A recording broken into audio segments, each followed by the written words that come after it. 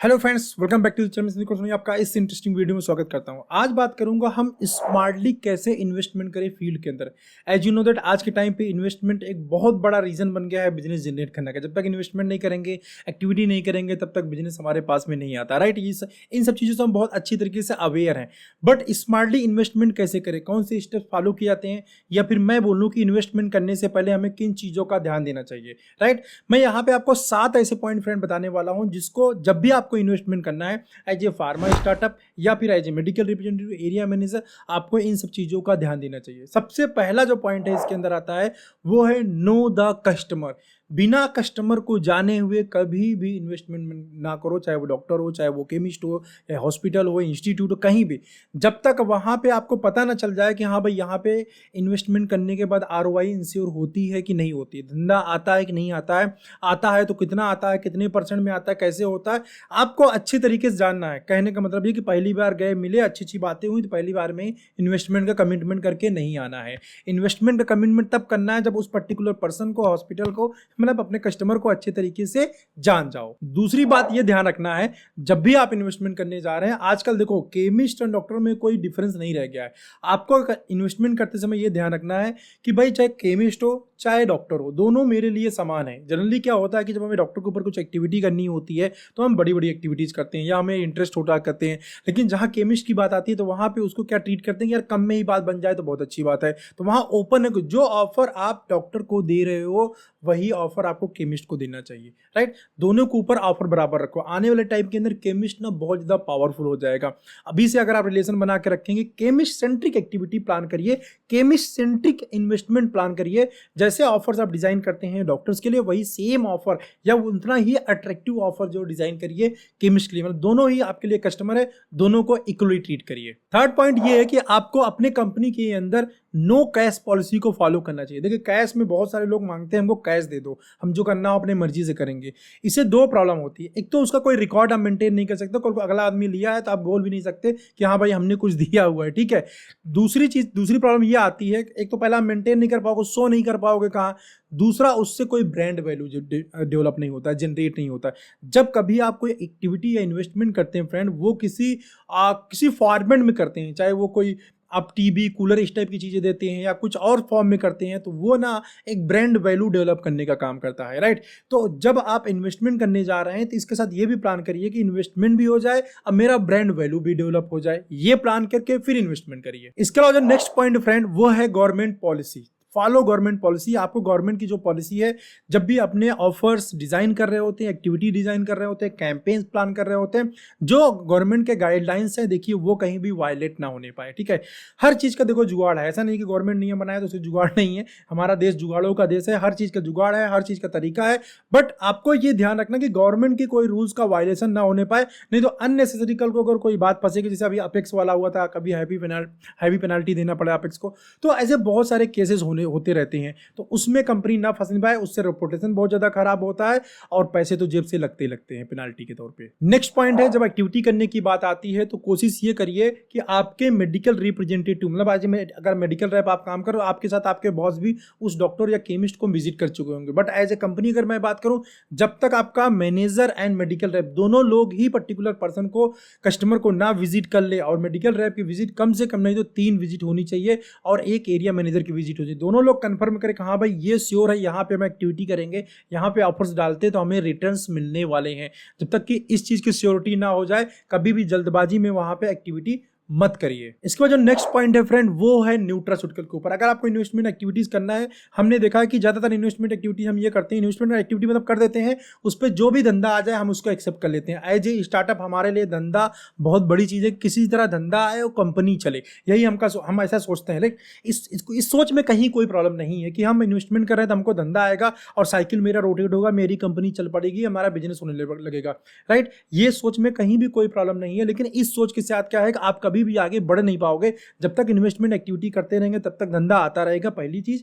दूसरी बात, ये तो नॉर्मल अच्छा ही हो गई, लेकिन बुराई यहाँ पे होगी जब तक इन्वेस्टमेंट आप करते रहोगे। जो केमिस्ट है, जहाँ पे ब्रांड आप अवेलेबल करा रहे हो, मतलब पर्टिकुलर कोई डॉक्टर है जहाँ पे एक्टिविटी आपने किया, और केमिस्ट वाला भी आपसे क्या है, स्कीम मांगना शुरू कर देता है, वो हमेशा आप स्कीम देते रहेंगे। इसका तरीका क्या है बचने का? न्यू ब्रांड्स, ऐसे ब्रांड्स जो मार्केट के अंदर सभी लोगों के पास में ना हो। स्पेशली मैं बात करूं कॉन्सेप्ट सेलिंग ब्रांड की, जो न्यूट्रास्यूटिकल ब्रांड्स हैं। इसके ऊपर कंप्लीट एक मैं कोर्स भी लेके आने वाला हूं, न्यूट्रास्यूटिकल की पूरी कंप्लीट डिटेल, क्या उसकी कंपोजिशन क्या होगा, मैकेनिज्म एक्शन क्या होगा, मेडिकल रैप को ट्रेनिंग क्या देंगे, इसके अलावा उसकी क्या बोलते हैं मैन्युफैक्चरिंग आप कहाँ से कराएंगे, वो आपका ही ब्रांड डॉक्टर क्यों लिखे। Competitive advantage mean competitive advantage क्या होगा, ईच एंड एवरीथिंग। बहुत ही जल्दी मैं लॉन्च करने वाला हूँ, शायद इस वीक में मैं उसको लॉन्च कर लूँगा। अगर आप फार्मा स्टार्टअप हैं तो रेडी रहिए, उससे आपको बैठे बैठाए हर एक चीज़ में बना के दे दूंगा, सिर्फ आपको उसको लेना है। और मैं मैन्युफैक्चरर भी सजेस्ट करूँगा, जाइएगा बनवाइएगा, उसके बाद अपनी कंपनी के अंदर काम शुरू। ठीक है, तो चलो मैं बात कर रहा था न्यूट्रास्यूटिकल प्रोडक्ट की। ये बहुत इंपॉर्टेंट होती है, ये सब्स्टिट्यूट नहीं किए जा सकते, और ये हर कोई सेल भी नहीं कर सकता